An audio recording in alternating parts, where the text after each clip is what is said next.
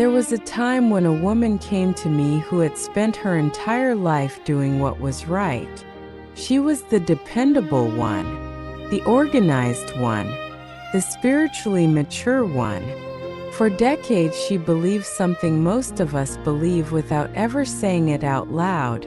If you walk faithfully with God, your life may not be easy, but it will be stable. Then something happened that did not fit that equation. She did not lose her faith. She did not abandon church. She did not spiral publicly. But she began asking a question that frightened her. If God is sovereign, why does obedience not protect what I built? She was not a new believer. She knew Scripture well. She had read passages like Isaiah 45 many times, where the Lord declares, "I am the Lord and there is no other." She believed that. She had taught that. But she had never needed to wrestle with what it meant. Until now. Because this time, the mountain in front of her was not one she could climb. And the door that closed did not reopen when she prayed harder. What unsettled her most was not the loss itself. It was what the loss revealed. It exposed a belief she did not realize she carried. A quiet contract with life.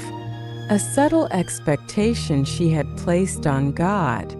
And when that expectation collapsed, something inside her did too. She sat in my office and said something I will never forget. But before I tell you what she said, I want you to consider something gently. Have you ever felt that you did everything faithfully and still watched something fall apart?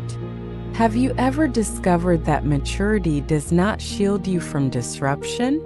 Stay with me, because what she uncovered about control, surrender, and the sovereignty of God may explain more about your own unrest than you realize. And what changed her was not a miracle. It was an understanding she resisted for years. There was a time when a woman came to me. She did not sit down gently. She lowered herself into the chair as if she were bracing for impact. Her jaw was set. Her hands were steady, but only because she was forcing them to be.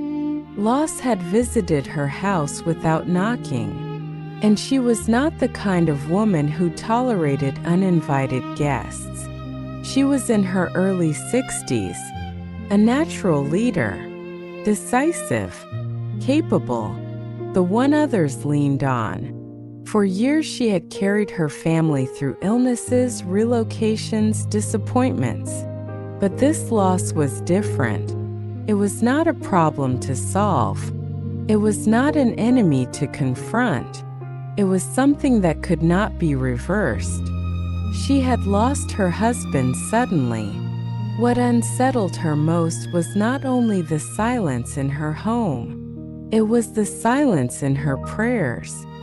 She told me she felt as if God had acted without consulting her, as if heaven had moved a mountain directly into her path and expected her to accept it quietly. "I know God is sovereign," she said, "but I don't understand him." Her grief came out sharp. Not loud, but edged. She was not collapsing under sorrow. She was resisting it, resisting the helplessness, resisting the reality that she could not command this season to change. While she spoke, I prayed silently, and I sensed that beneath her strength was a deeper question she had never needed to ask before. If I cannot control what happens, can I still trust the one who does? Before I continue her story, I want to pause for a moment. If you have been walking through a season of loss or carrying questions you have never spoken out loud, I hope you feel safe here. These stories are shared with care. Names are protected. Details are softened. but the emotions are real. The prayers are real, and the God who meets us in them is real. If this kind of conversation strengthens you, I invite you to subscribe to this channel, not as a number, but as a woman choosing to grow in steadiness. Each week, I sit with scripture open and share what I have witnessed in the lives of women who are learning to let faith lead their emotions rather than the other way around. If you feel comfortable, tell me in the comments where you are watching from, your city and your country. I often pray over the places represented here. It reminds me that we are not alone in our private struggles.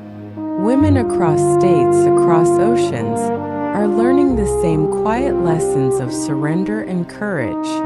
And if you have lived through a loss that changed you, you may share that too.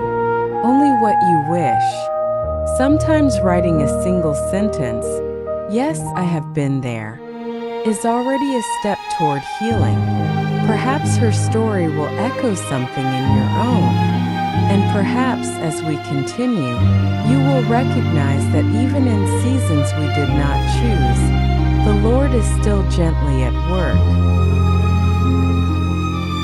There was a time when a woman came to me for the first time, and I remember the weight she carried into the room more clearly than the sound of her footsteps. It was late afternoon. The light through the window was soft, almost hesitant. She chose the chair across from mine without asking where to sit. That told me something about her. She was accustomed to taking position, accustomed to assessing a room quickly. Her posture was upright, composed, but her eyes were tired in a way that spoke of long nights and unspoken arguments with God. She began speaking before I asked a single question. Not hurried, not scattered, just direct. She told me her husband had died 3 months earlier. A sudden heart attack. No long goodbye. No gradual preparation. One ordinary Tuesday morning, and then an irreversible silence. She had managed the arrangements, the paperwork, the visitors, the meals brought by church friends. She had thanked everyone properly. She had stood straight at the memorial service. What unsettled her now was not the event itself, but the aftermath, the stillness that followed competence. As she described those weeks, I noticed how carefully she avoided words like lonely or afraid. Instead, she spoke of logistics, bank accounts, property decisions, her adult children's disagreements about what should be kept or sold. She was irritated by their indecision, irritated by their emotional reactions. Someone has to be clear-headed, she said, and yet her voice tightened when she mentioned the evenings. The chair across from hers at the dinner table, the side of the bed that remained untouched. I asked her what she felt when the house grew quiet. She paused longer than she had all afternoon. "I feel displaced," she said finally, as if the ground shifted, and I was not consulted. It was an honest sentence. Beneath her strength there was a protest. Not loud, but steady. She believed in God's sovereignty. She had taught Bible studies for years. She knew the language of trust. But now she felt as if heaven had acted without explanation. And she was not accustomed to being left without explanation. While she spoke, my Bible rested open on the small table beside me. I had been reading earlier in the day from the book of Isaiah, particularly chapter 45. The words had lingered with me. "I will go before you and will level the mountains. I will break down gates of bronze. I did not read it aloud yet. It was not the moment for quotation, but I sensed the quiet tension between her need for clarity and the Lord's declaration of his absolute authority. I am the Lord, and there is no other. That truth can comfort. It can also unsettle. She told me she was angry at herself for questioning. I know better, she said. I gently told her that knowing truth and processing grief are not enemies. They simply move at different speeds. Her temperament had served her well for decades. Decisive, strong-willed, quick to act. Those qualities built a stable home, supported her husband's career, guided her children. But now those same strengths were colliding with something immovable. Death could not be negotiated, and God could not be managed. As our first session ended, she looked at me with a mixture of frustration and restraint. She wanted tools, steps, a structured path forward. Instead, I told her that for a while we would not focus on fixing. We would sit. We would pray. We would allow the questions to surface without immediately correcting them. She did not smile at that suggestion, but she nodded. It was the nod of a woman who does not yet agree, but is willing to remain. And sometimes remaining is the first quiet surrender. In the weeks that followed our first meeting, she returned faithfully, always on time, always composed. Her routine had become her scaffolding.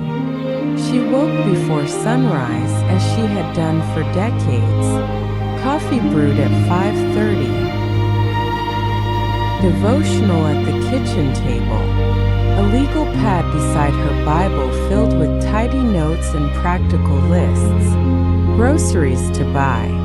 Calls to return. Repairs to schedule. Order steadied her breathing. Structure made the day feel negotiable.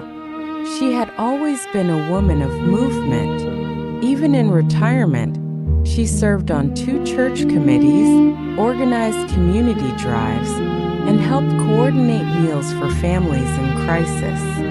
Leadership came naturally to her. She saw inefficiency and instinctively corrected it. When others hesitated, she decided. When emotions clouded conversations, she redirected them toward solutions. That temperament had carried her family through lean years and medical scares. It had built something solid. Now, though the house no longer required command, the mornings were manageable, afternoons predictable, but evenings stretched thin. She kept the television on, not to watch, but to interrupt the quiet. She ate simple meals standing at the counter. The dining table felt ceremonial without purpose. Sometimes she would begin reorganizing a drawer and find herself holding one of his pens or reading glasses longer than necessary. Not weeping, just suspended. She told me once, almost casually, "I don't know what to do with feelings that don't have instructions." That sentence stayed with me. Her children called often. They were concerned in the way adult children are, hovering without wanting to offend. She reassured them quickly, "I'm fine, just tired." When disagreements arose about selling the family home, she became firm, decisive. Her voice sharpened. It was easier to manage a property dispute than to sit with grief. Decisions were clean. Sorrow was not. Yet something subtle was shifting. She began lingering longer over scripture in the mornings, not reading faster as if to complete a duty but slower. One particular passage drew her attention repeatedly, From the book of Isaiah, chapter 45. I will go before you and will level the mountains. I will break down gates of bronze and cut through bars of iron. She underlined it twice, then circled the words, I will go before you. When she mentioned it to me, her tone was thoughtful rather than triumphant. I used to read that as strategy, she said, as God clearing obstacles so I could move forward efficiently. She paused. Now I wonder if it means something else. There was no dramatic revelation, only a softening question. At home, she had started sitting in her husband's chair occasionally. At first it felt almost disloyal, then it felt instructive. From that angle, the room looked different. The bookshelf appeared closer. The window framed the oak tree in a new way. Perspective shifted when posture changed. She did not describe this as symbolic. She simply said, it felt important not to avoid that side of the room. Her temper, though restrained, still surfaced in private moments. When a bank representative misplaced a document, she felt irritation rise swiftly. When a neighbor offered shallow comfort, she withdrew. People want everything to be tidy, she told me. They want a timeline for grief. Her frustration was not cruel. It was protective. She was guarding something tender and did not yet know how to expose it safely. There were silences during our sessions that grew longer over time. At first she filled every gap with analysis. Now she sometimes stopped mid-sentence and looked down at her hands. I did not rush to rescue those pauses. Silence, when held gently, can become a doorway rather than a threat. One afternoon she admitted, I think I'm angry that God didn't consult me. The statement was firm but not defiant.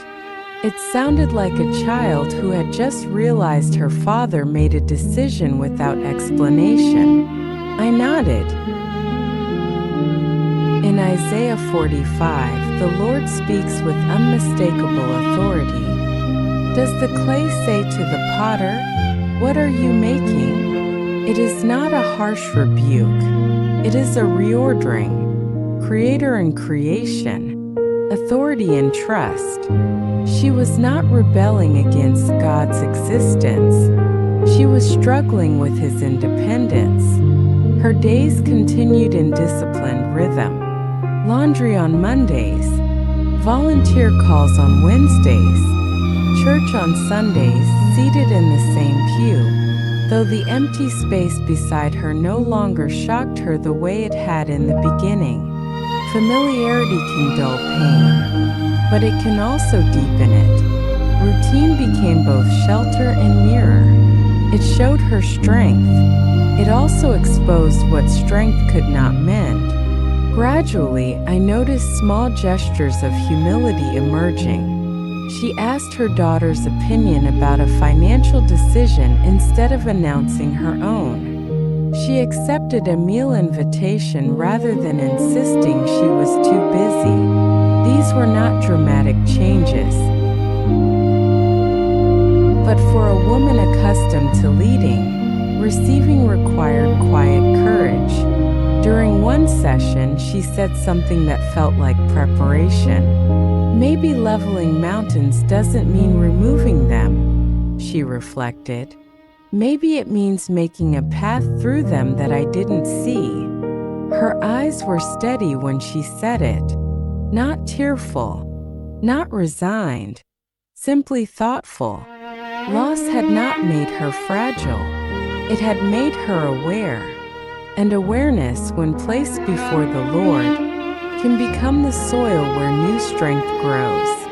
The central conflict did not appear all at once. It unfolded quietly, like a seam loosening beneath careful stitching. For months she had managed the visible responsibilities of widowhood. But one afternoon she arrived with a different weight in her voice. Not sharper, not louder, just heavier. She placed her purse on the floor and said, "I am tired of being strong." That sentence was not about exhaustion. It was about identity.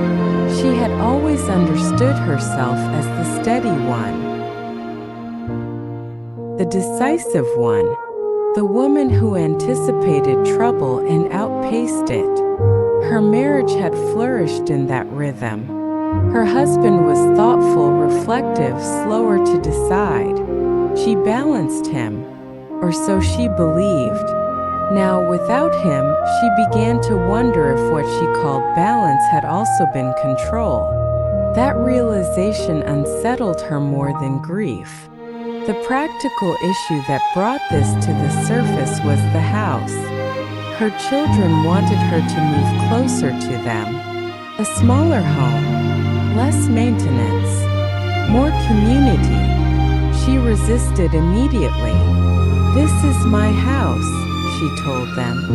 "I am not fragile." But as weeks passed, she recognized that her resistance was not only about square footage or independence. It was about surrender. Selling the house felt like admitting that the life she built was truly over. She said to me one day, "If I let this go, what remains of what we had?" That was the heart of it. Her anger toward God sharpened around this question. In her private prayers, she began to say things she had never allowed herself to articulate. "You could have given us more time. You could have warned me. You could have strengthened him." She knew the theology of divine sovereignty. She had taught from the book of Isaiah more than once, explaining how the Lord raised up kings and directed nations. But now Isaiah 45 felt personal. "I form the light and create darkness. I bring prosperity and create disaster. I, the Lord, do all these things." She did not stumble over the words. She wrestled with them. She told me she felt as though God had made a decision that affected her life without requesting her consent. That was the offense. Not merely the loss, but the lack of consultation. Her temperament intensified this struggle. A decisive woman can tolerate hardship. She struggles more with helplessness. Grief had stripped her of leverage. She could not negotiate with death. She could not renegotiate the past. And she could not demand an explanation from heaven. The Lord's words in Isaiah echoed, "Does the clay say to the potter, 'What are you making?'" She did not like being clay, yet she was not rebelling openly. She continued attending church, continued serving, continued reading scripture. Outwardly, nothing appeared fractured, but inwardly she was confronting a deeper fear. If God acts without my input in the most significant areas of my life, can I trust him with what remains? One evening she described standing alone in the living room, looking at the framed photographs lining the wall. Vacations, anniversaries, ordinary Tuesdays turned into memories. She realized that every image represented something she had once assumed would continue. She had believed in gradual aging, shared retirement, predictable decline. Instead, her story had shifted abruptly. "I feel," she said quietly, "as if I misread the contract." There was no contract, of course, only expectation. The house decision forced the issue. Maintenance costs were rising. The yard felt larger each week. She began to sense that staying was not strength but resistance. And yet, the thought of packing boxes filled her with a grief more acute than the funeral had. The funeral had been public. Moving would be personal. It would require her to touch every object, to decide what to keep, what to release, what no longer defined her. During one of our sessions, she admitted something she had not told her children. She was afraid that if she left the house, she would lose her anger. And if she lost her anger, she would have to face her sorrow fully. Anger gave her structure. It made her feel powerful. Sorrow felt unguarded. I listened carefully. Isaiah 45 declares, "Turn to me and be saved, for I am God, and there is no other." Salvation in that passage is not merely rescue from enemies. It is rescue from illusion, from the belief that we are sovereign over our own outcomes. The Lord introduces himself not as negotiator, but as creator.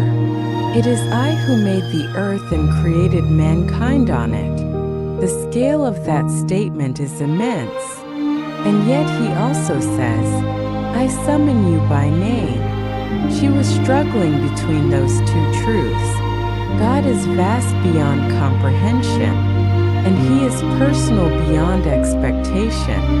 The conflict crystallized one quiet afternoon. She said, if I accept that God allowed this, then I must accept that he is still good. And that is harder than being angry. Her eyes did not fill with tears. They steadied. She was not collapsing. She was confronting. Anger had protected her from disappointment in God. If she remained offended, she did not have to risk trusting him again. Trust requires vulnerability. It admits that the one who wounded your expectations is also the only one who can heal them. Her dilemma was no longer about the house. It was about lordship. Would she allow God to be who he declares himself to be in Isaiah 45, even when his sovereignty disrupted her carefully constructed plans? Would she remain clay in the hands of a potter she did not fully understand? Or would she continue trying to reshape the narrative in a way that restored her sense of control? There was no dramatic confrontation, no raised voices, only a steady unveiling. Loss had exposed not only her grief, but the quiet agreement she had made with life. If I live faithfully, outcomes will be predictable. Now that agreement lay broken, and in its place stood a question that demanded a deeper kind of faith. Not faith that prevents loss, but faith that bows slowly and honestly before the Lord, who says, in me alone are deliverance and strength. The turning point did not begin with a decision about the house. It began with a box. She had decided reluctantly to sort through the attic. Not because she was ready to move, but because something inside her knew she could not remain suspended forever. The attic smelled faintly of dust and old wood. It was a place where years had been stored without examination. College notebooks, Christmas decorations, folders labeled in her careful handwriting. She carried one box downstairs and placed it on the dining table, the same table where she now rarely sat. Inside were journals.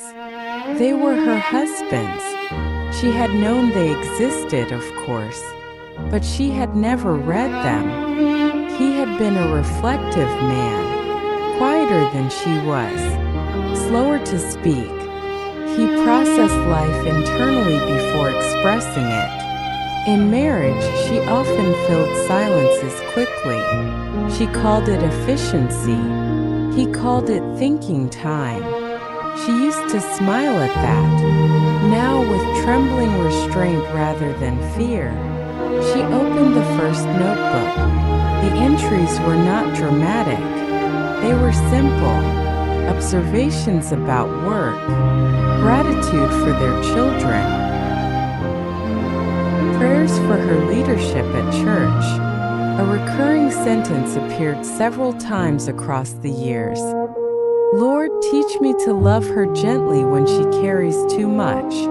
She stopped reading. When she told me this in our next session, her voice did not crack. It tightened. I did not know he prayed like that, she said. It was not accusation. It was realization. As she continued reading over the next days, a pattern emerged. He admired her strength deeply. He relied on it. But he also prayed that she would rest, that she would not feel responsible for every outcome. In one entry written shortly after a disagreement about relocating for his career, he wrote, I trust her instincts, but I hope I have not allowed her to carry decisions that were mine to bear. That sentence pierced her more than any verse. For the first time, her loss intertwined with regret. She began remembering moments differently, conversations where she had spoken quickly, decisions where she had pressed forward before he finished processing, seasons when she assumed that moving ahead was synonymous with moving wisely. She had not been cruel. She had not dismissed him, but she had often steered. I thought I was protecting us, she said quietly. In those weeks, our conversations deepened. The conflict shifted from anger toward God to sorrow within herself. She did not accuse herself harshly, but she began to see how control had woven itself subtly into her faith. She trusted God, yes, but she also trusted her capacity to anticipate and manage what He might allow. The words from Isaiah 45 returned, not as abstract theology, but as intimate mirror. Woe to those who quarrel with their Maker. Does the clay say to the potter, what are you making? She had never quarreled loudly, yet in small private ways, she had questioned outcomes when they diverged from her expectations.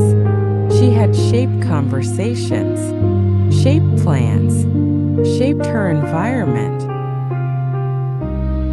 She was comfortable being clay only when she could feel the direction of the potter's hands. Now she faced a different possibility. What if God had been shaping both of them in ways she did not fully see? What if her husband's quiet prayers were part of that shaping? One afternoon she described sitting alone at the kitchen table. One of his journals opened before her. Isaiah 45 opened beside it. She read aloud, I will give you hidden treasures, riches stored in secret places. For years she interpreted that verse as provision, opportunity, doors opening. But that day she wondered whether the hidden treasure was something else entirely. Perhaps it was revelation. She told me she felt exposed, not by accusation, but by clarity. She began recalling specific moments. The year he wanted to take a sabbatical, and she persuaded him to postpone it because the finances were uncertain.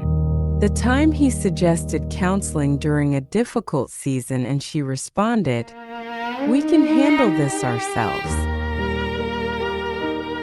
The evening he lingered on the porch after dinner, and she called him inside to discuss a budget adjustment.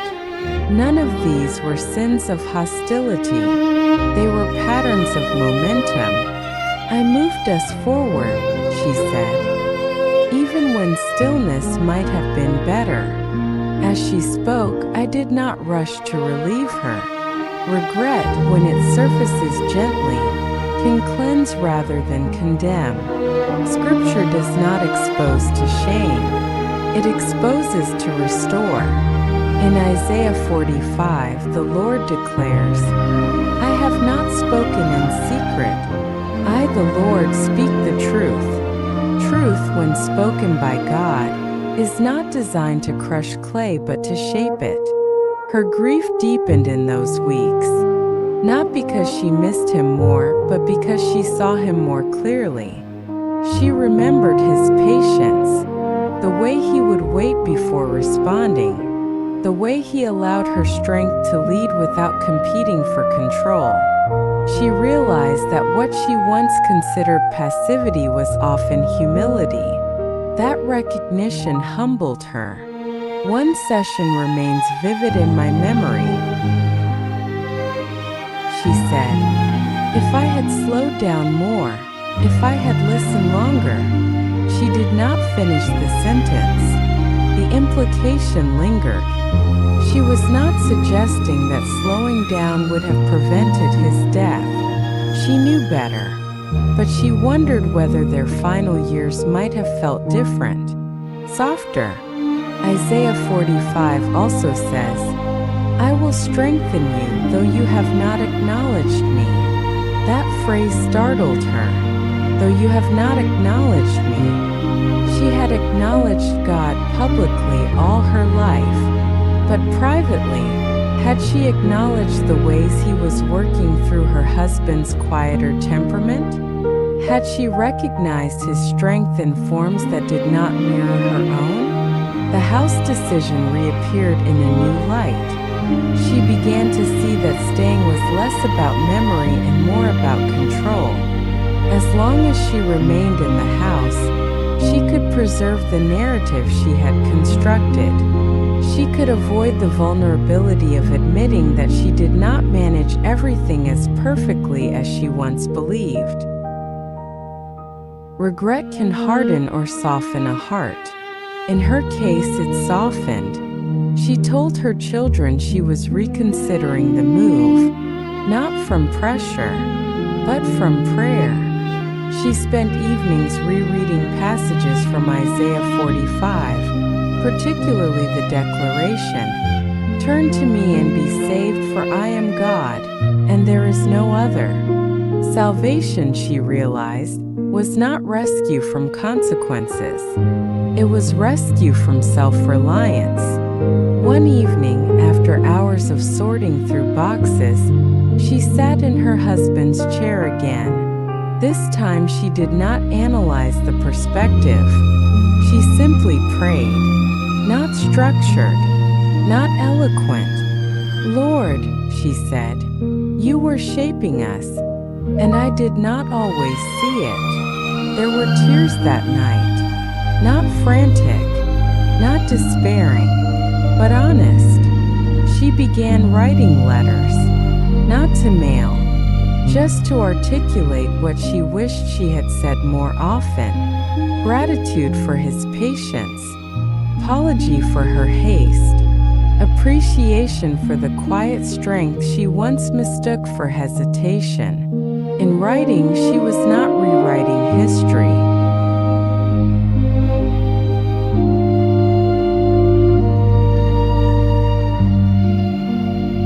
She was allowing truth to settle where pride once stood.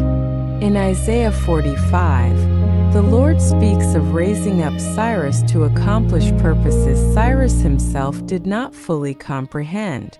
God works through vessels who do not always grasp the scope of their role. She began to see her marriage in that light. Perhaps both of them had been instruments in ways unseen. Perhaps her husband's gentleness had restrained her more than she knew. Perhaps her decisiveness had served in seasons it was needed.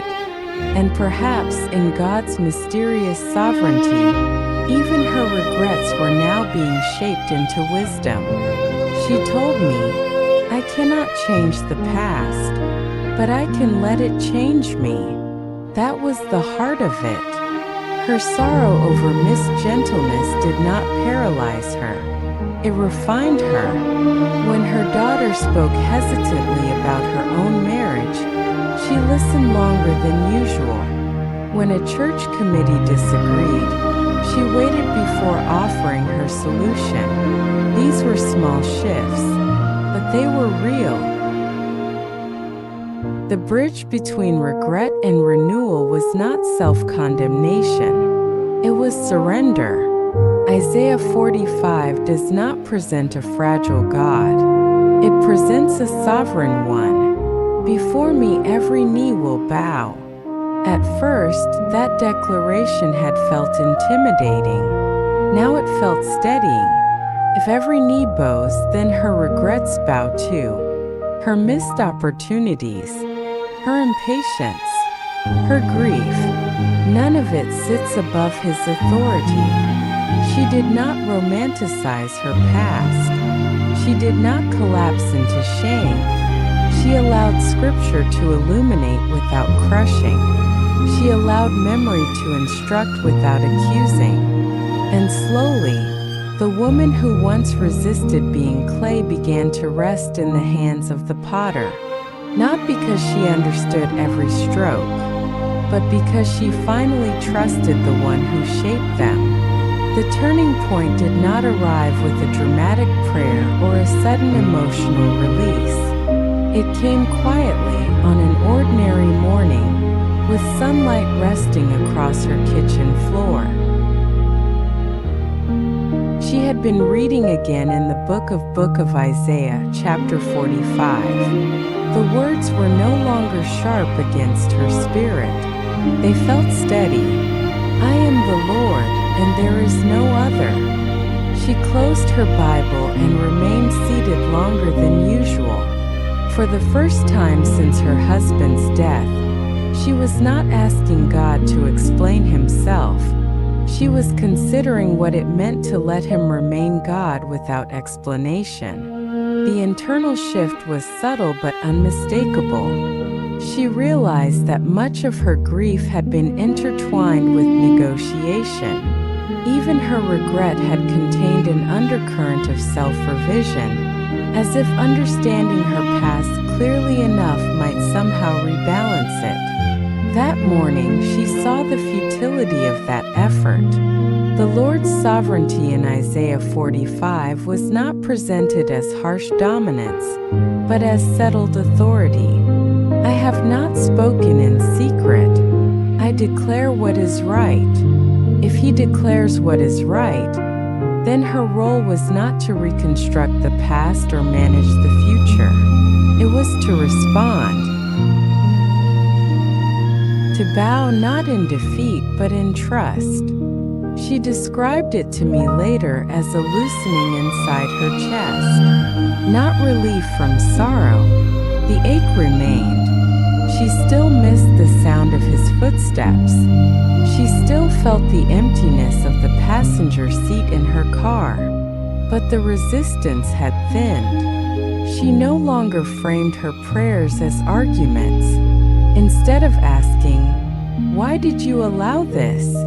she began asking, "What are you shaping in me now?" That question changed the posture of her heart. It moved her from prosecutor to participant. The decision about the house followed naturally, though it was not impulsive. She walked through each room slowly, not as a commander surveying territory, but as a steward giving thanks. In the bedroom, she thanked God for years of shared rest. In the living room, for conversations and quiet evenings. In the kitchen, for ordinary meals that had sustained more than hunger. She realized that leaving would not erase what had been built there. Memory was not anchored to walls. It was anchored to gratitude, and gratitude travels. When she finally told her children she would move to a smaller home, her voice was calm, not defensive, not proving strength, simply peaceful. When she returned to my office after making that decision, there was no triumph in her expression, only steadiness. that I have been trying to remain the architect of my life, but I am clay." She did not say it with resignation. She said it with understanding. The potter's hands, once resented for reshaping her story, were now trusted. She could not see the full design, but she no longer needed to. The transformation had begun where it always must begin, in the hidden places of the heart.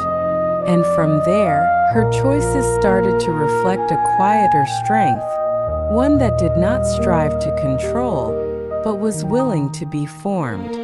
The transformation did not make her softer in personality. It made her gentler in posture. There is a difference. She remained decisive. She still appreciated order. She still noticed inefficiency in a room within seconds. But something in her tone shifted. It was less urgent, less edged. When she began preparing to move, she invited her children into the process rather than informing them of her conclusions. They noticed it immediately. Her son later told her, "Mom, you're listening differently." She did not defend herself. She simply nodded. Packing became an act of discernment rather than control. She sorted through decades of accumulated life with surprising patience. When disagreements surfaced about which furniture to keep, she paused before responding. Not theatrically, not to prove restraint. She paused because she was learning to weigh relationship above resolution. There were moments when her old reflex rose quickly, especially when timelines tightened or logistics grew complicated. I remember her saying, "I still feel that surge to take over."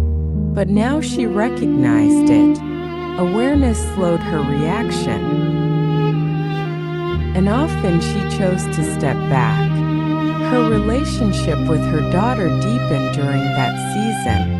In the past, their conversations had sometimes felt instructional. Advice flowed swiftly from mother to child. Now she asked more questions.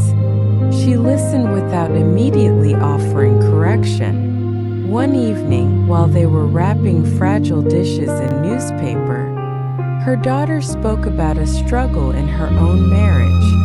Instead of outlining solutions, she said, "Tell me more." Later, she told me that holding back her first impulse felt almost unnatural. But in that restraint, something new formed. Trust widened between them. At church, her presence changed in quiet ways. She remained active, but she no longer positioned herself at the center of every decision. During a committee meeting about community outreach, she suggested an idea and then allowed others to refine it. When the final plan differed from her original proposal, she did not insist on adjustment. She said, "That will work." It was not indifference. It was humility. The words from Isaiah 45 continued to echo within her, particularly the declaration, "In the Lord alone are deliverance and strength." Strength no longer meant steering every outcome. It meant trusting that God could guide a room without her full control. The move itself was emotional but not destabilizing. On her last night in the house, she walked from room to room in prayer. Not clinging, not bargaining. She thanked the Lord for sustaining her through decades of shared life there. She also thanked Him for sustaining her through the months of grief that followed. The new home was smaller, quieter, and closer to her children. The first week felt unfamiliar. There were moments of sudden sadness when she reached instinctively for something that was no longer in the same place. But she did not interpret discomfort as mistake. She allowed it to be part of transition. In our conversations, she spoke with a steadiness that was visible rather than declared, not because life had become easy, but because her posture toward it had changed. The woman who once resisted being shaped now cooperated with the shaping, and that maturity showed itself not in grand gestures, but in daily responses. When I look back on her journey, I do not see a dramatic rescue. I see refinement. I see a strong woman learning that strength guided by surrender becomes something deeper than control.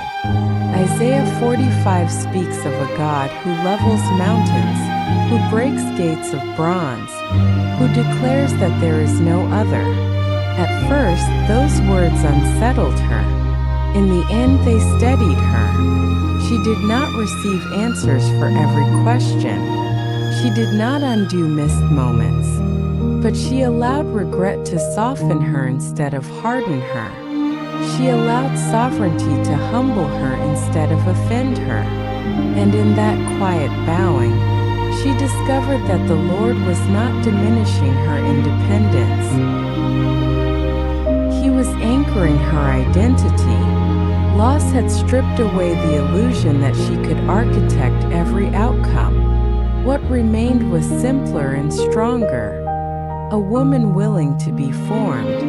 I watched her choose relationship over efficiency, listening over instructing, gratitude over resistance. That is not weakness. That is maturity shaped through fire and faith. Sometimes we imagine that transformation must feel like lightning. In truth, it often feels like consent. Consent to let God remain God. Consent to see our past clearly without drowning in it. Consent to move forward without dragging every structure we once leaned on. If her story whispers anything to you, perhaps it is this: the Lord does not waste our seasons, even the ones we would never have chosen. He shapes, He corrects, He strengthens. And when we stop contending with His hands, we begin to recognize their care. Never is it too late to begin again. Never is it too late to let humility deepen love. Never is it too late to trust differently than before. Never is it too late to Rikamakar. If you feel comfortable, I would value hearing from you. What did you think about her attitude throughout this journey? Is there anything you might have done differently in her place? And have you ever lived through a loss or transition that reshaped your faith in a similar way? Your reflections are welcome here, always with respect and gentleness.